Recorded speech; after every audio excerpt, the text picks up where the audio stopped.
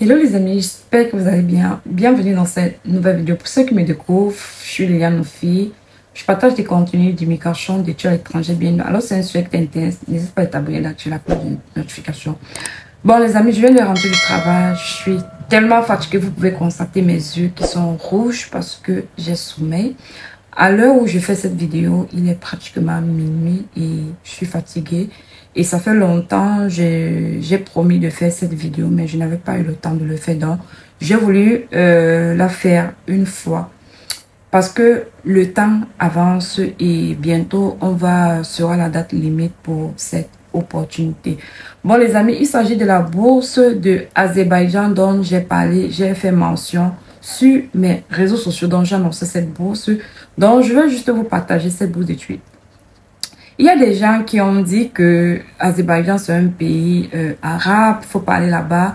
Les amis, il faut pas écouter les gens parce que Azerbaïdjan c'est un pays qui appartenait à l'ancienne Union soviétique, qui était compris, ces pays de l'Union soviétique était l'ancien, on appelait ça l'ancien URSS. Il y avait la Russie, l'Ukraine, je pense la Géorgie, c'est même plus trop. Il y avait aussi Azerbaïdjan. Donc après ça s'est cassé et chacun est resté à son propre compte. Donc c'est pour vous dire que Azerbaïdjan c'est un pays situé en Europe, c'est un pays musulman.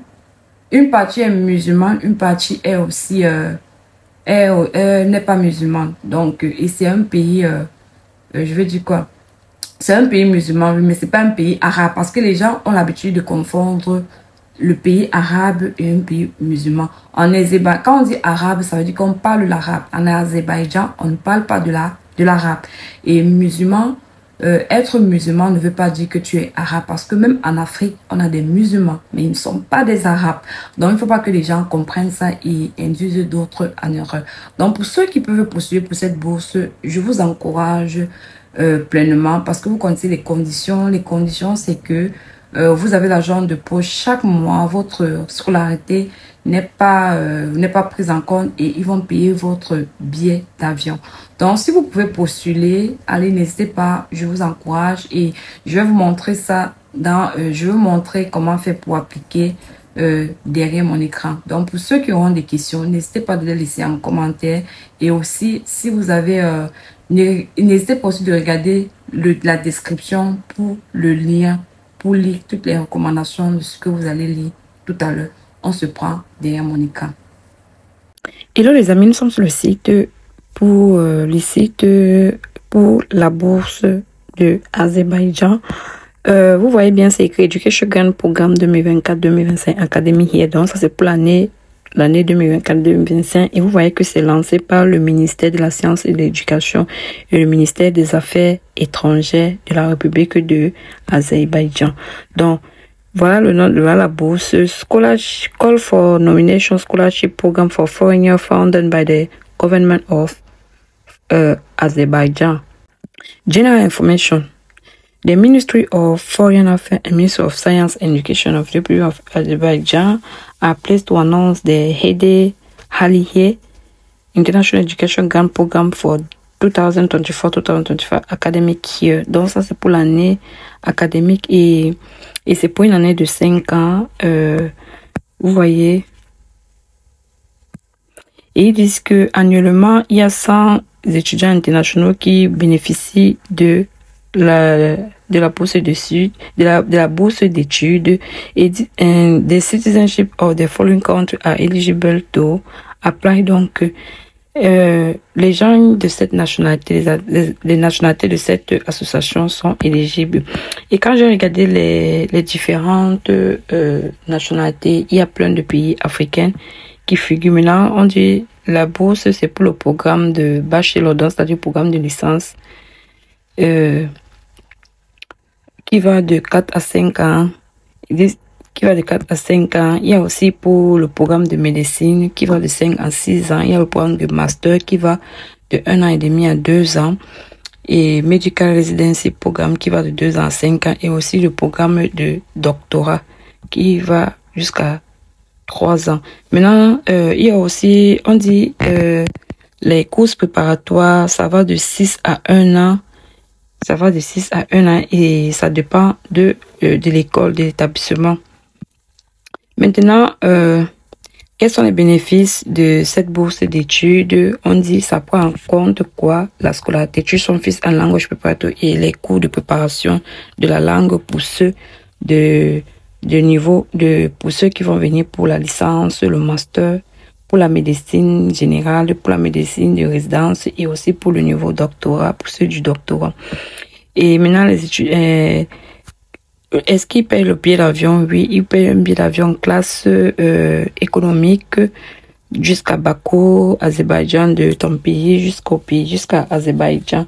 Et combien ils donnent par mois? Ils donnent par mois $470 pour les frais pendant 10 mois. Exceptionnellement en juillet et en août, parce qu'à cette période-là, il n'y a pas d'école. Est-ce qu'ils couvrent l'assurance médicale? Oui, par an, ils vous donnent $117 pour l'assurance médicale durant vos études. Et visa aussi et registration. Donc, ils vont vous donner un visa pour entrer à Azerbaïdjan. Aussi, ils vont vous donner votre carte de résidence temporaire pour la période de vos études. Maintenant, comment faire? On dit submit of application first stage to the relevant government authority of the applicant country, ministry, embassy. Donc, c'est du 20 avril au 20 mai 2024. Donc, vous allez déposer ça auprès des ambassades ou bien des autorités dans votre pays. Et maintenant, ils vont évaluer cela, donc, à partir du 21 jusqu'au 15 juin.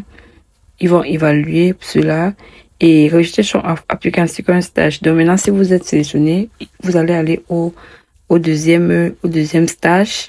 Donc, c'est-à-dire quoi? Deuxième round. Ainsi de suite. Maintenant pour les critères, les critères d'application, vous deviez être que si vous êtes de la nationalité azerbaïdjanaise, ou bien un individu que on a terminé votre nationalité ou bien votre nationalité a été annulée en Azerbaïdjan, vous n'êtes pas éligible. Et maintenant, pour le undergraduate, vous devez être âgé jusqu'à 35 ans au 15 septembre 2024. Pour les étudiants de master, pour le niveau master, c'est 40 ans. Et pour le niveau doctorat, c'est... Bref, ils ont dit en dessous de 45 ans. Donc, below. Donc, en dessous de 45 ans, en dessous de 40 ans, en dessous de 35 ans. Maintenant, pour l'application, donc vous deviez déposer the applicant must submit the required document to the relevant authority for the first stage of application process. The last date of submission is May 20 Baku time. Donc, vous deviez déposer ça au plus tard le 20 dans les autorités consulaires de Azerbaïdjan. Donc, si vous êtes nominé par l'ambassade ou bien les autorités gouvernementales, alors là, vous serez admissible pour le second round. Ça, c'est pour le second round. Et maintenant, on dit, applicant may track status of the application and get notification for the next stage from the SIACAS at the same time. Donc, vous pouvez déjà, donc, une fois que vous allez soumettre, vous pouviez checker le statut de votre demande, de votre application à travers le site SIACAS et ça sera disponible à partir du 16 juin 2024 à partir du 12 du 16 juin au 1er juillet 2024. Donc, quels sont les documents? Vous allez appliquer Complete Nomination Form, copie de diplôme et des relevés de notes, copie du certificat médical, donc including le VIH, l'hépatite B et l'hépatite C, copie de votre passeport, copie de votre CV et votre copie aussi de votre test d'anglais. Et pour le test d'anglais, 5 pour les gens du niveau bac. Et pour les gens du postgraduate, c'est 5.5 pour le test d'anglais. Donc, on demande le IELTS ou bien le TOEFL. Donc, pour ceux qui ont posé la question, est-ce que le Duolingo est accepté? Vous n'avez pas vu le Duolingo là, donc ça veut dire qu'il n'est pas accepté.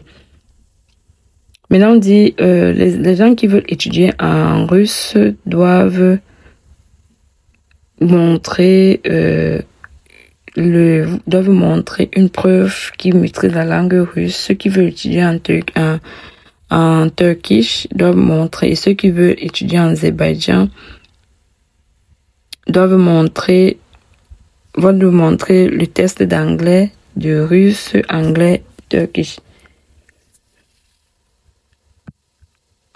Maintenant, pour les prérequis des documents, les documents doivent être lisibles et les documents doivent être en anglais, en azerbaïdjani et en turkish. Et aussi, et ça doit être notarié. Les documents et autres langues doivent être traduits en anglais. Donc, je pense que j'ai tout partagé. Et aussi, n'oubliez pas et ça doit être, des documents doivent être soumis en format PDF et les candidats doivent soumettre aussi. N'oubliez pas de mettre votre test de VIH, de l'hépatite B et l'hépatite C. Donc, maintenant, les résultats seront mentionnés comme c'était mentionné au départ dans le site du SIACA. Vous n'avez qu'à regarder là-bas. Maintenant, pour les considérations, ce qui demande de considérer et tout. Dans cette annexe, il y a la liste des documents. Il y a le nomination form que vous deviez remplir, la liste des pays éligibles, liste diplomatique de mission de Azerbaïdjan, liste des participants des écoles et liste des programmes. Donc, vous voyez que il y a le programme, il y a la liste où vous devez déposer vos documents et aussi la liste des pays éligibles. Maintenant, voici les différents contacts. Si vous avez des questions à poser, vous pouvez. Et maintenant, voici le site du SIACA, comme mentionné. Donc, j'ai tout pour cette page-ci, les amis. N'hésitez pas de laisser vos questions en commentaire. Je vais laisser ce lien en description afin que vous puissiez aller directement pour lire. Donc, si ça vous intéresse, n'hésitez pas de participer massivement pour cette bourse parce que c'est une bourse fully funded. Donc, prise en charge totale. Donc, n'hésitez pas d'aller postuler. Donc, sur ce, les amis, on va se dire à très bientôt pour une prochaine vidéo. Bye, bye.